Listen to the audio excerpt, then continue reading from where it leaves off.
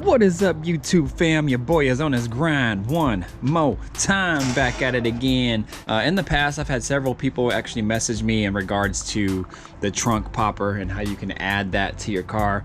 Very, very simple install. You could probably get this less than 10 bucks from a junkyard. Just look at an old school GM car, Cadillac, Monte Carlo, Regal, whatever you might find, anything late 70s, 80s, they'll probably have this style trunk popper. And that's the one that you need because it fits this this latch mechanism right here. GM usually makes provisions for it where you can actually install it yourself. I'm just probably gonna install it right there and then be good to go. And then all it needs is a power feed, a positive power feed, probably to some accessory on the car. And since my car is all torn apart, man, all torn apart right now, it should be fairly easy to find some sort of accessory wire that I could hook it up to. I played with the idea of hooking it up to where it's hot all the time. That way I didn't have to have the key on in order to pop it. But from the factory, you had to put the key in accessory or actually turn the key on in order to supply power to the trunk pop. I didn't want to have it just hot all the time. Just for some odd reason, if there was a short or something weird happened, I just didn't want to take that risk. So I'll just probably just hook it up to some accessory. That way the key will have to be in the on position or the accessory position in order for it to actually work, which isn't a huge deal anyway. So did the same thing on my Caprice. All right, y'all, got it done. Easier said than done, but it got it done. So the install itself, as far as the wiring and everything, very simple, not hard.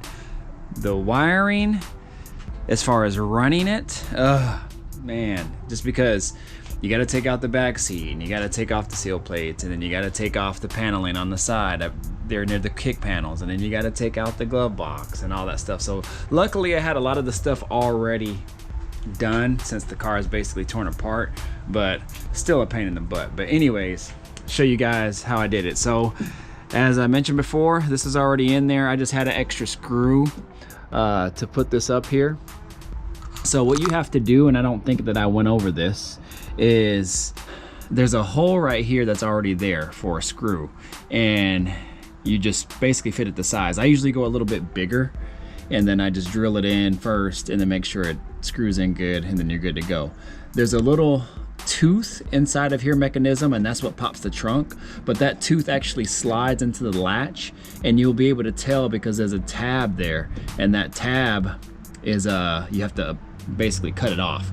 So I cut that tab off, and then that tooth can access that hole, and then you're good. Put that up there, bam, perfect. You don't have to take off the latch or anything. You just bolt this solenoid up to it. What I did with this is I took this wiring off of the Cadillac that I got the solenoid off of, and this wiring has a little hard like sheath around it, and that protects the wiring from the sharp edges here that goes in and along the trunk. So I have that still. So you want to take as much of this wiring as you can. You know, if you have time, you can take everything apart and go all the way up to the switch up front, but I just went as far as I could or snipped it off. So I followed it up in here inside of the trunk, down the hinge, and then there's a little crease back there. I don't know if you guys can see it, probably not, but I have a speaker wire. The stock speaker wire is ran through there. Take you in here. Can't tell, but it comes down. I don't know, it's really dark. Down along the side of the seat, right here, under this paneling, and then I took off the seal plate right here, and then here's the extension of the wire. So I just had green wire. I wanted to go black, but whatever, you're not gonna be able to see it anyway. And I just hit it along this channel underneath the seal plate. Goes all the way down near the passenger side kick panel. That's where the ECU is for this car, and comes up under here. I don't want to fold this totally down, but because I don't want this stuff to fall out, but it's hidden. The wire is hidden. You can see the green wire going along those other wires, and I put the switch right there. So the switch was pretty easy to install. I just took a little step drill and just drilled it out. It had this little indentation, if you guys can see that indentation there, right there on that side, and I just went in that same location. And I don't know if you guys can hear it, but it does work. Oh, so I did hook it up so that the accessory has to be on. So go back like this. So you guys hear that? Here, let me set this camera up. Maybe you guys can hear it.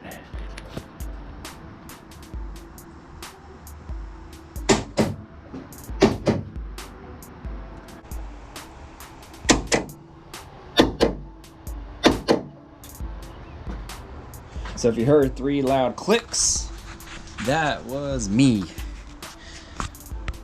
Yeah, she is in there, in there. So pretty easy, man. For under 10 bucks, just a little bit of time, you can definitely get you one of these from the junkyard. While I have you guys here, I'm gonna go ahead and kind of talk about what's been going on with the car. And as mentioned before, I am documenting the digital dash install. Obviously the car is down too. It's not running right now because I'm waiting on parts. I needed new lifters and I had to replace the push rods and all that stuff. So I can't do anything without the lifters right now, but I'll take you up there here in a moment. But just to kind of give you a quick overview of what's going on. All right, y'all, so just a couple parts here that came in before I take it to the inside of the car here. So I got these Infinity Kappa part number 693.11i. These things scream 6x9s. I actually was going to get them for and put them in the Regal, but I think they're going to be too long and they might hit the bottom of the those rods on the bottom there. So what I probably will do is put these in the Caprice, because I think they'll sound really good in the Caprice. I have some Infinities in there already, and then I might put the 6x9s. I think the depth on those are a little bit narrower, and I'll probably put those in here. The Regal actually came with some 4x10s, but I'm actually using some 4x10 adapters to 6x9s, and I'm gonna use probably those for my Caprice in the Regal. So anyways, these things scream, y'all. I got these little base blockers for my front tweeters as well. And I got this air filter here for this Regal. I needed that. And then those are just HDMI adapter plugs that I actually needed for the Caddy. And I can probably talk a little bit more about that later. And last but not least, I had to get this. I did not want to spend the extra money, but it looks like I'm gonna be needing to use this. And I'm actually gonna talk a little bit about this later because it's kind of a long story. But this is a Dakota Digital signal interface, and what it does is it takes your current VSS, vehicle speed sensor, from your transmission, and whatever signal that is getting out, you plug that wiring, or in my case I don't have any wiring, but again I'll talk a little bit about that later.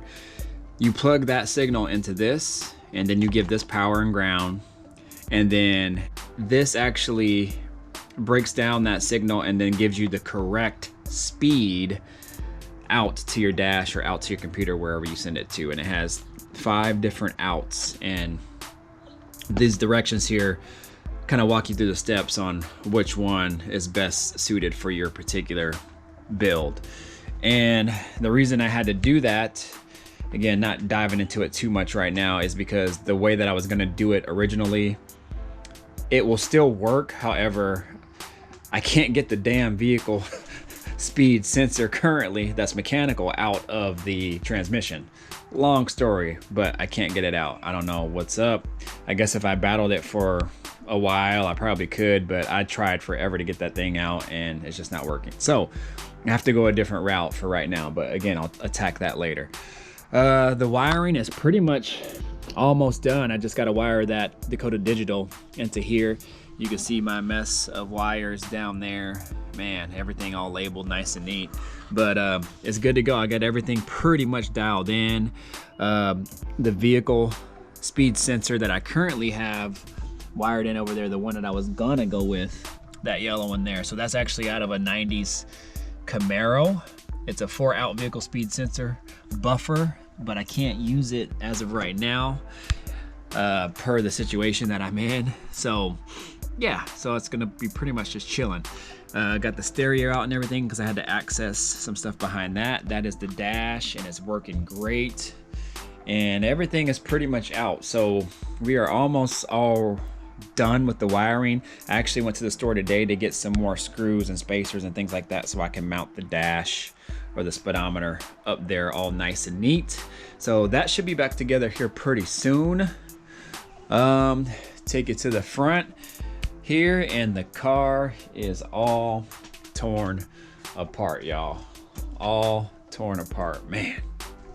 As you can see, pretty much most of the top end is off except for the heads, which actually is good for me because that means I didn't have to take off the heads to get to the lifters.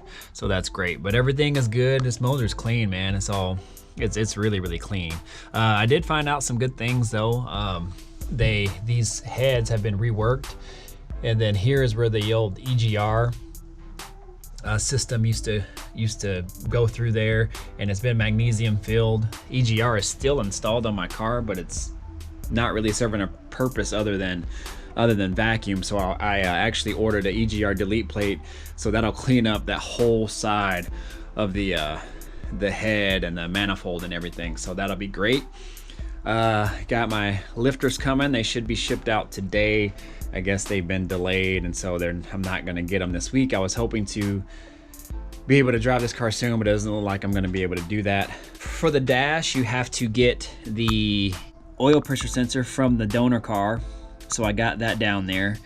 That typically goes in place of your stock oil sensor, but since I was running an aftermarket dash, I had to run a separate sensor, and so I have everything routed just with like pipe fittings and things like that. So I still have my normal oil pressure sensor. It's behind this coolant hose there, and then as you can see, that one right there. So this one that I took from the donor car is actually for the dash, and all you do is just run the middle wire. There's 3 wires. There's your brown wire, that's your signal to the dash, and then the other 2 wires on the outside are just hooked up to a switch, and I think that tells the ECM something. I'm not sure, but in my case I don't need it because I still have my stock oil sensor there, so that's good. So you do have to run the oil sensor from the donor car if you're going to use this dash setup.